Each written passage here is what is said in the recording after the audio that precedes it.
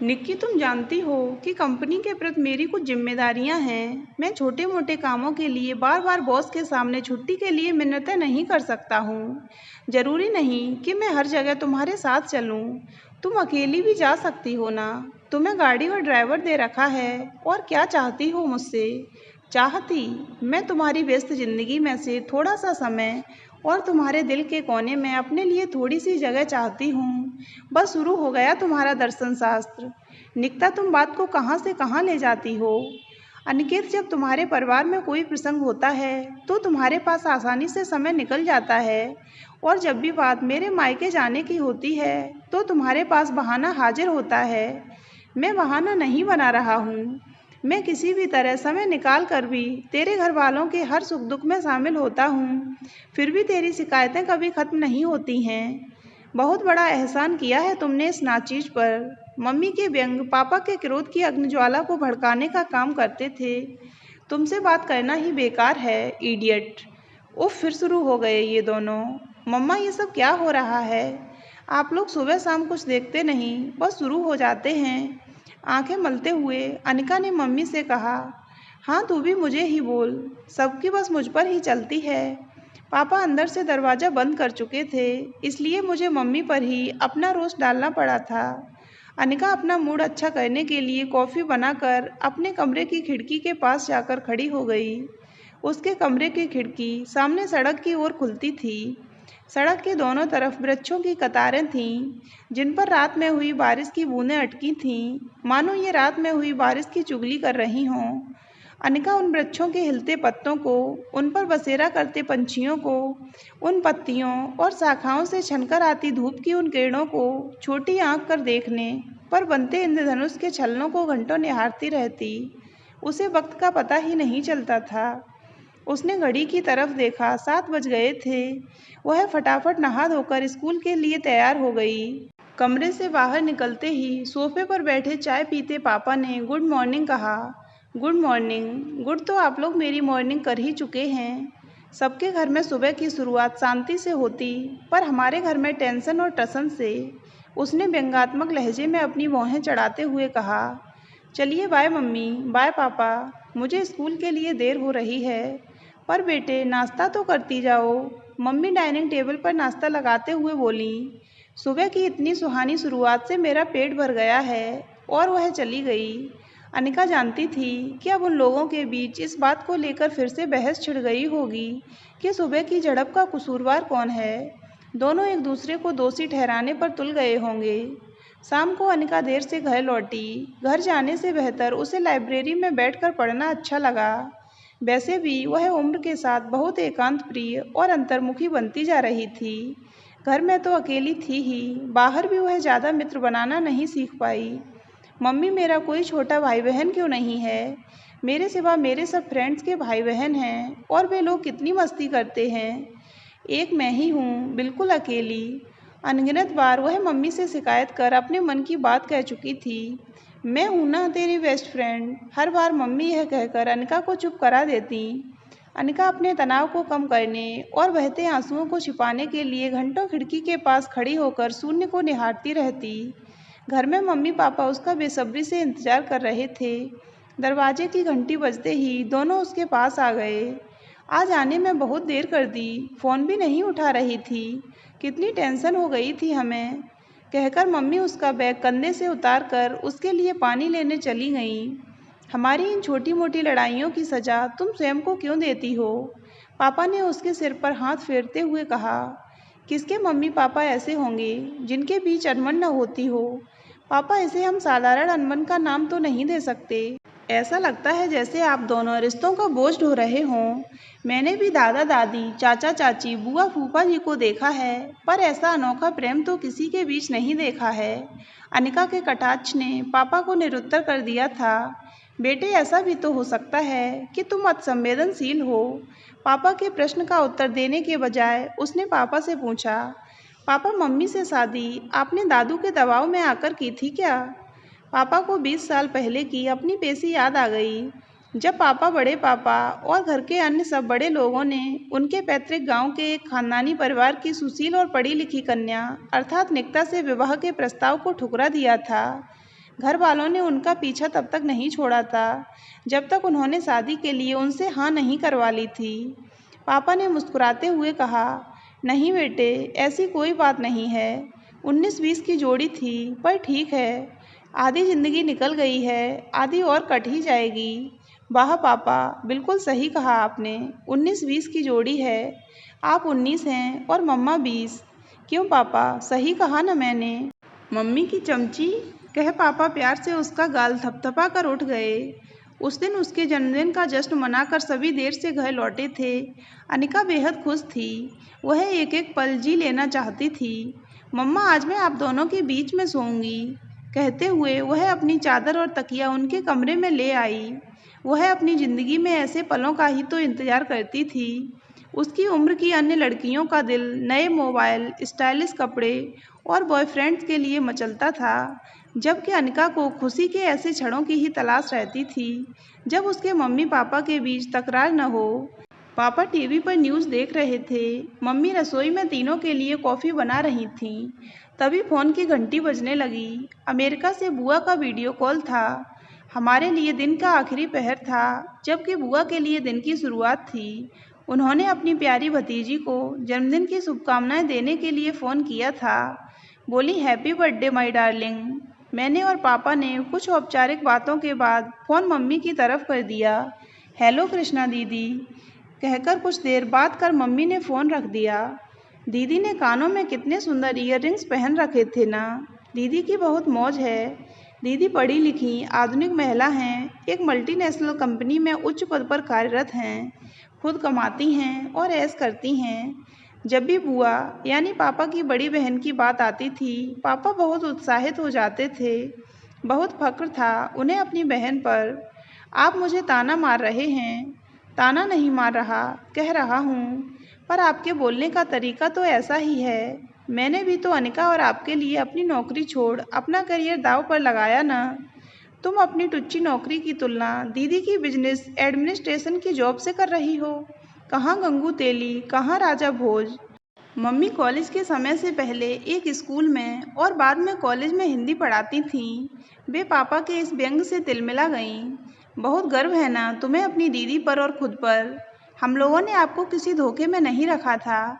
Biodata पर साफ लिखा था, post graduation with Hindi medium. हम लोग नहीं आए थे आप लोगों के घर रिश्ता मांगने। आपके पिताजी ही आए थे हमारे खानदान की आन मान देखकर हमारी चौखट पर नाक रगड़ने।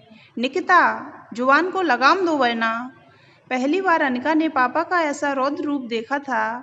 इससे पहले पापा ने मम्मी पर कभी हाथ नहीं उठाया था। पापा, आप मम्मी पर हाथ नहीं उठा सकते। आप भी बाज नहीं आएंगे। मम्मी का दिल दुखाना जरूरी था। तू भी अपनी मम्मी का पक्ष लेगी। तेरी मम्मी ठीक तरह से 2 शब्द इंग्लिश के नहीं बोल पाती। पापा, आप मम्मी की एक ही कमी को कब तक भुनाते रहोगे? मम्मी में बहुत से ऐसे गुण भी हैं जो मेरी किसी फ्रेंड की मम्मी में नहीं हैं। क्षण भर में अनिका की खुशी काफूर हो गई। वह भरी आंखों के साथ उल्टे पैर अपने कमरे में लौट गई। पापा ने ऑक्सफोर्ड यूनिवर्सिटी से एमबीए किया था, जबकि मम्मी ने सूरत के लोकल कॉलेज से एमए। शायद दोनों का बौद्धिक स्तर दोनों के बीच तालमेल नहीं बैठने देता था। अनिका ने एक बात और समझी थी कि पापा के गुस्से के साथ मम्मी के नाम में प्रत्ययों की संख्या और सर्वनाम भी बदलते जाते थे। वैसे पापा अक्सर मम्मी को निक्कू बुलाते थे। गुस्से के बढ़ने के साथ साथ मम्मी का नाम निक्की से होता हुआ निकता, तुम से तू, और उसमें इडियट और डफर जैसे विशेषणों का समावेश भी हो जाता था। अपने बचपन के अनुभवों से पापा द्वारा मम्मी को पुकारे गए नाम से भी अनिका पापा का मूड भांप जाती थी। इस साल मार्च महीने से ही सूरज ने अपनी प्रचंडता दिखानी शुरू कर दी थी। एग्जाम की सरगर्मी ने मौसम की तपिश को और बढ़ा दिया था।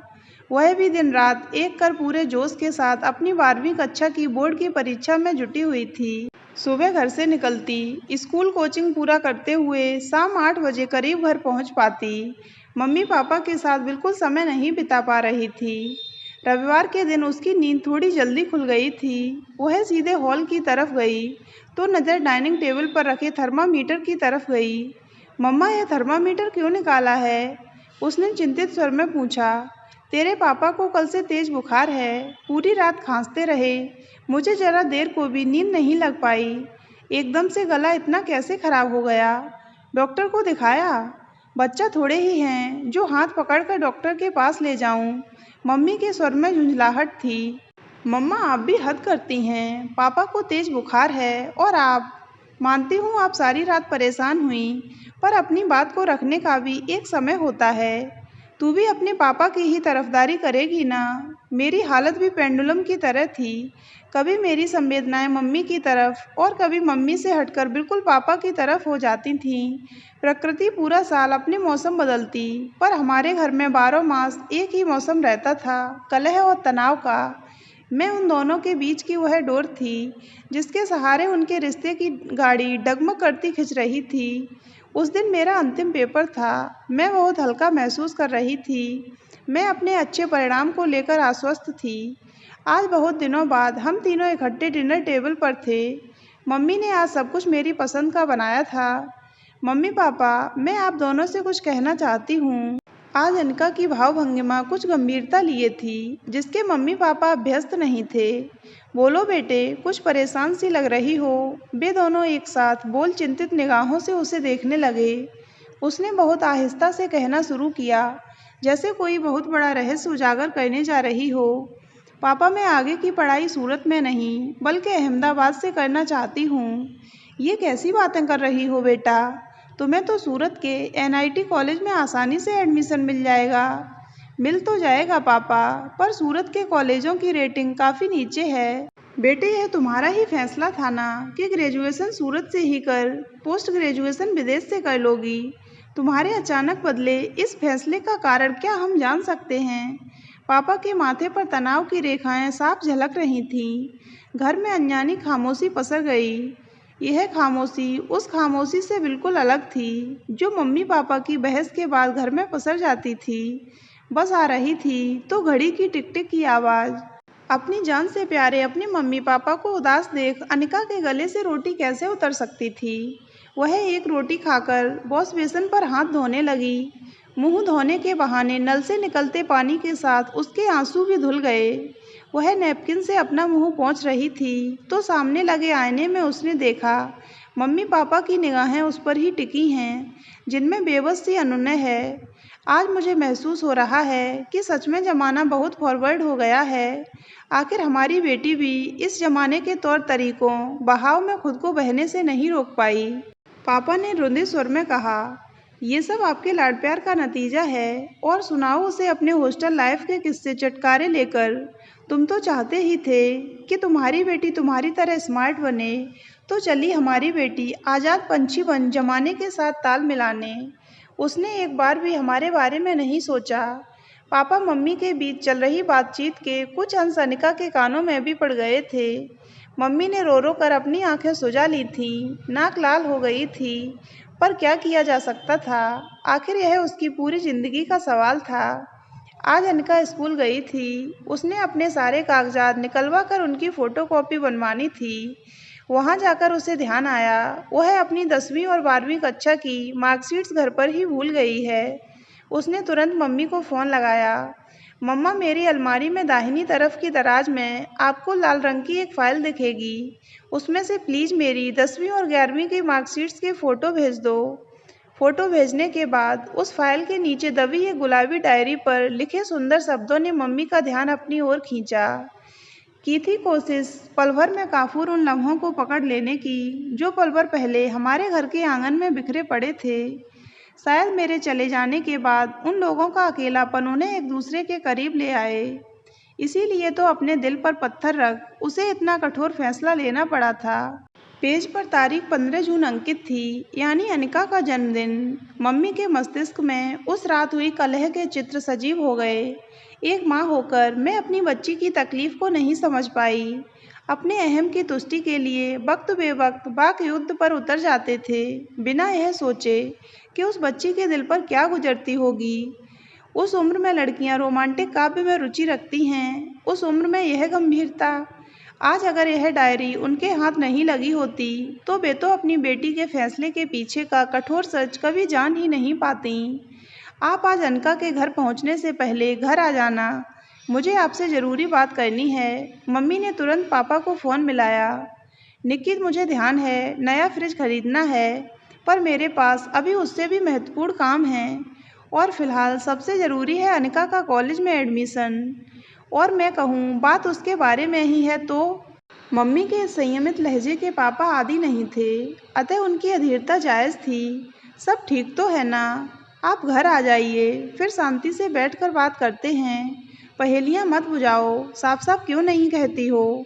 जब बात अनिका से जुड़ी थी तो पापा कोई ढील नहीं छोड़ना चाहते थे, अतः काम छोड़ तुरंत घर के लिए निकल गए। देखिए, यह है अनिका की डायरी। पापा जैसे जैसे पन्ने पलटते गए, अनिका के दिल में घुटी भावनाएं परत दर परत खुलने लगीं और पापा की आंखें अब विरल बहने लगीं। मम्मी भी पहली बार पत्थर को पिघलते देख रही थीं। कितना गलत सोच रहे थे हम अपनी बेटी के बारे में। इस तरह दुखी करके तो हम उसे घर से हरगिज नहीं जाने दे सकते। उन्होंने अपना फ़ोन निकाल अनिका को मैसेज भेज दिया। कोशिश को तेरी जाया न होने देंगे, उस कली को मुरझाने न देंगे जो 17 साल पहले हमारे आंगन में खिली थी। शैतान का नाम लिया और शैतान हाजिर। वाह पापा, आपका यह कवि रूप तो पहली बार दिखा। कहती हुई अनिका घर में घुसी और मम्मी पापा को गले लगा लिया। हमें माफ़ कर दे बेटा। अरे माफ़ी तो आप लोगों से मुझे मांगनी चाहिए। मैंने आप लोगों को बुद्धू जो बनाया। मतलब? मम्मी पापा आश्चर्य के साथ बोले। मतलब यह है कि घी जब सीधी उंगली से नहीं निकलता है तो उंगली टेढ़ी करनी पड़ती है। इतनी आसानी से आप लोगों का पीछा थोड़े छोड़ने वाली हूँ। हाँ, बस यह अफसोस है कि मुझे अपनी डायरी आप लोगों से शेयर करनी पड़ी, पर कुछ पाने के लिए कुछ खोना पड़ता है ना। अच्छा, तो यह बाहर जाकर पढ़ने का फैसला सिर्फ नाटक था। सॉरी मम्मी पापा, आप लोगों को करीब लाने का मुझे बस यही तरीका सूझा। अनिका अपने कान पकड़ते हुए बोली। नहीं बेटे, कान तुम्हें नहीं हमें पकड़ने चाहिए।